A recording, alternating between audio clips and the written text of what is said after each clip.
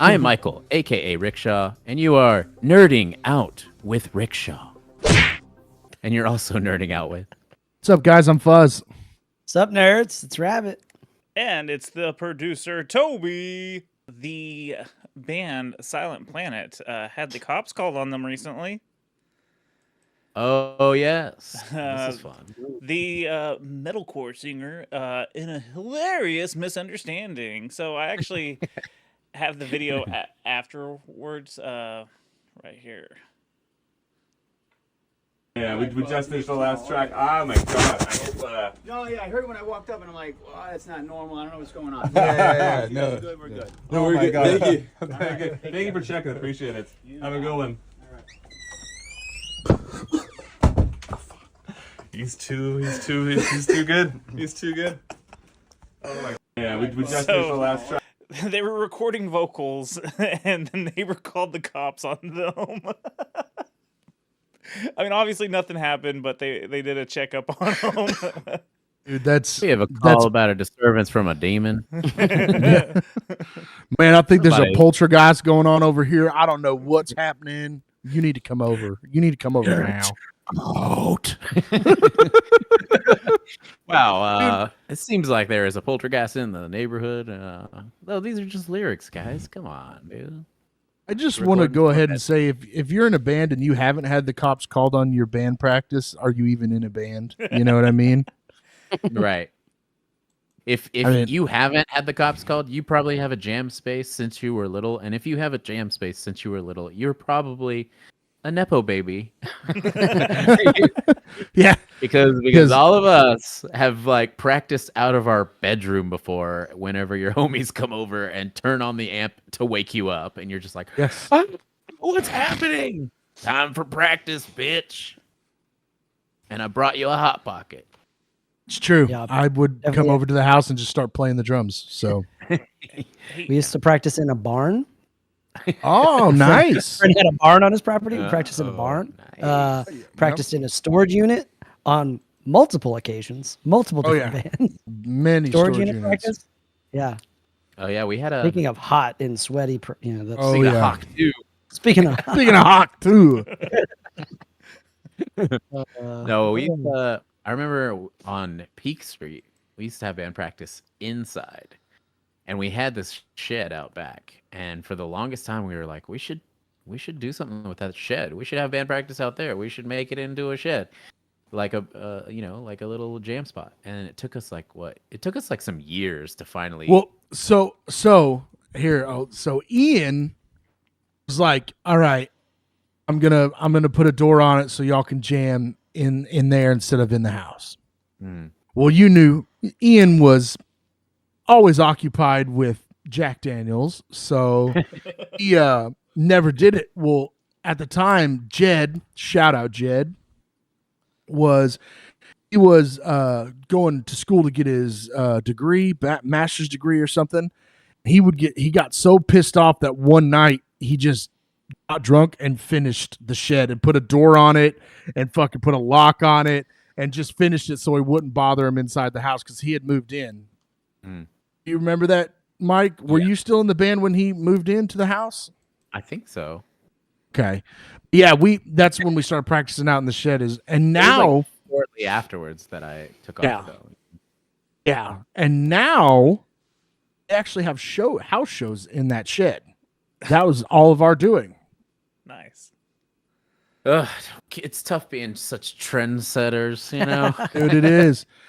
What's crazy is the neighbors never gave a fuck. They never cared. We would be practicing at 10:30, 11 o'clock at night, and nobody ever called the cops in that neighborhood. That's why I always thought that everyone was hiding something in that neighborhood. Well, lots because of, they never called the cops. Yeah.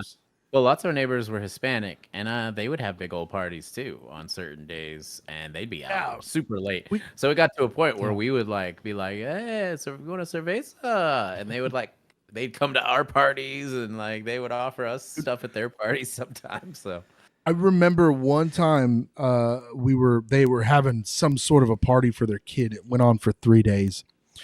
One of the nights we were out there, the guy looks over to us and he goes, "Mota, mota, mota." We're like, yeah. And he's like, He's like, food. We're like, fuck yes. So we gave him some weed and we got to go eat his fucking food.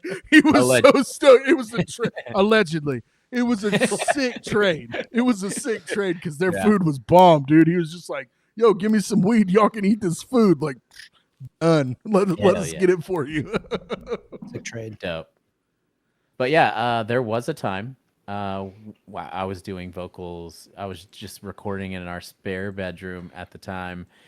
And at the time, it was me and my ex-wife, and the lady that was going to help us, like the realtor, came over to like put up our for sale sign right in our house.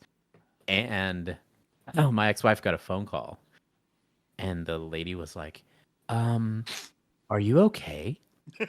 and she's like, yeah, why? And she's like, well, I just went to put that sign up at your house, and I heard like screaming and yelling, and it just sounded like you were in trouble. Like, you know, there was a man screaming at you or something. And she's like, no, I'm at work and I'm fine. And then she like texted me and she's like, hey, what are you doing right now? And I was like, doing screaming vocals. And she's like, oh yeah, that's probably what it is. So yeah, you know, one man's recording hardcore vocals in the spare bedroom could be another man's domestic abuse. You know, so you never know. You never know. That's a t-shirt. I said, take out the fucking trash. Ah! Was that a good take? That's a good take. Toby, tell them about your podcast. Hey, I do a podcast called the Secret Levels Podcast. It's a retro video game review show where we go over one game per episode. We go over the history, the story, the gameplay, some fun facts, and we let you know if it's still worth playing. We just released an episode on the Sega Genesis game Skitchin', and it's kind of like a Road Rash ripoff, but you're on rollerblades, and go see if we thought that was fun or not. The song titles are really funny. Like, they're called like beef curtains and stuff like that. Like, you can go through the Oh, tracks. that's so great. Yeah, they have a bunch of crazy names like that. That's so great. You can actually see me playing some of these games, like I played Skitchin', on Twitch at twitch.tv/TobyVonDoom. So yeah, go do the stuff. Go do the things. What about you guys? Guys, I heard you guys were in a band. Yeah, Terminator, Something like baby. that. Yeah. Check it out. Yeah, we've been playing some shows this summer. We got one coming up in July 26th, I believe, at Haltom Theater in Fort Worth. Oh, yeah, we do. I believe forgot so. about that. That's our next show. Question Maybe. mark. Yeah, we got 2 singles on Spotify. Go give them a jam. Hopefully, we just booked our studio time. Hope that was done. And we'll hopefully be putting out an EP within the next, 4 or 5 months, I hope. Or a year. Depends on who records it. Good to hear. Just to be safe.